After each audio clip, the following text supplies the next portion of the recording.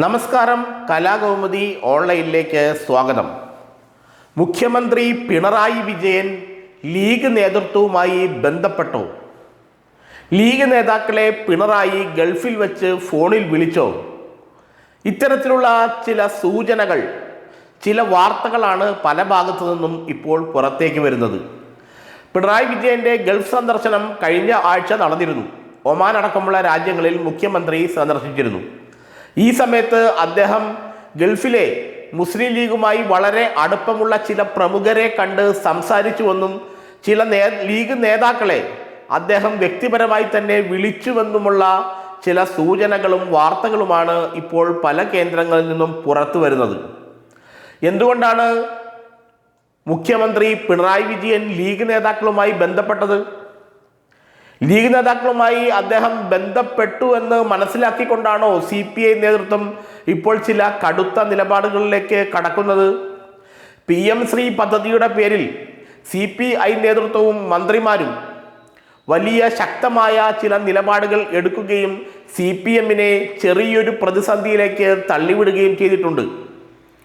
League നേതൃത്വവുമായി മുഖ്യമന്ത്രി ആശയവിനിമയം നടത്തിയെന്ന സംശയത്തിൻ്റെ പേരിലാണോ പെട്ടെന്ന് CPI നേതൃത്വം PM ശ്രീ പദ്ധതിയുടെ പേരിൽ നിലപാട് കടുപ്പിച്ചത്?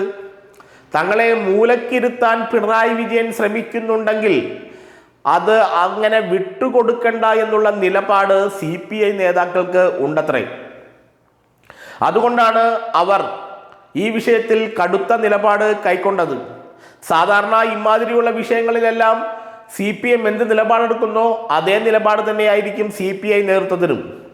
തെരഞ്ഞെടുപ്പൊക്കെ വരുന്ന കാലത്ത്, അല്ലെങ്കിൽ തെരഞ്ഞെടുപ്പൊക്കെ അടുത്തു വരുമ്പോൾ തദ്ദേശ സ്വയംഭരണ സ്ഥാപന തെരഞ്ഞെടുപ്പും അതിന് തൊട്ടു പിന്നാലെ നിയമസഭാ തെരഞ്ഞെടുപ്പും വരുമ്പോൾ CPMനെ പ്രകോപിപ്പിക്കുന്ന ഒരു പരിപാടിക്കും CPI നിൽക്കാറില്ല. എന്നാൽ പെട്ടെന്ന് എന്തുകൊണ്ടാണ് താരതമ്യേന അപ്രധാനമെന്ന് പറയാവുന്ന ഈ PM ശ്രീ പദ്ധതിയുടെ പേരിൽ CPI ചന്ദ്രഹാസം ഇളക്കിയത്?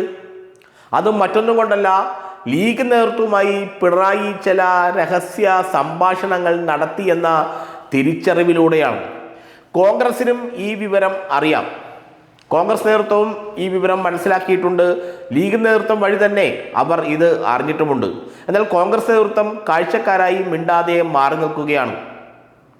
CPIയെ സംബന്ധിച്ചിടത്തോളം അവർക്ക് കാഴ്ചക്കാരായി നിൽക്കുക സാധ്യമല്ല.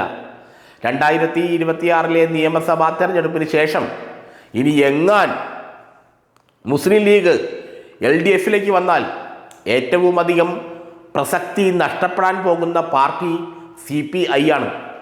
പിന്നെ CPI ഇടതുമുന്നണിയിൽ നിന്നിട്ട് ഒരു കാര്യവുമില്ല.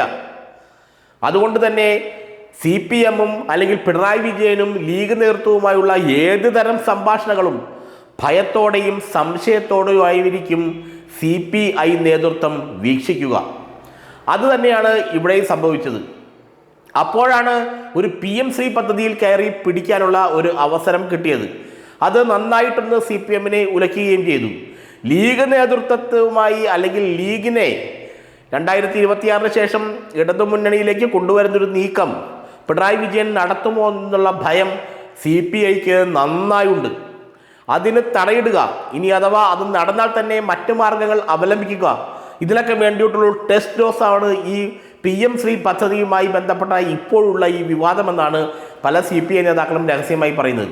കാരണം സാധാരണഗതിയിൽ തിരഞ്ഞെടുപ്പ് വരുമ്പോൾ CPM വോട്ട് ചെയ്യാതെ CPI സ്ഥാനാർത്ഥികൾ ആരും, അത് പഞ്ചായത്തിലേക്കാവട്ടെ, നിയമസഭയിലേക്കാവട്ടെ, പാർലമെന്റിലേക്കാവട്ടെ വിജയിക്കില്ല എന്ന് എല്ലാവർക്കും അറിയാം. എന്നിട്ടും ഇപ്പോൾ ഇങ്ങനെ CPMനെ പ്രകോപിപ്പിക്കാൻ കാരണം ലീഗിനോട് മുഖ്യമന്ത്രി കാണിച്ച ചില മൃദു സമീപനവും അനുഭാവവും ആണ്. അല്ലെങ്കിൽ ലീഗിനെ ഒന്ന് അപ്രോച്ച് ചെയ്യാൻ മുഖ്യമന്ത്രി ശ്രമിച്ചു എന്നുള്ള ഒരു തിരിച്ചറിവ്, ഒരു ഭയം നന്നായി CPIക്കുണ്ട്. അതുകൊണ്ടാണ് ഇപ്പോൾ പെട്ടെന്നൊരു പൊട്ടിത്തെറി ഉണ്ടായതത്രേ.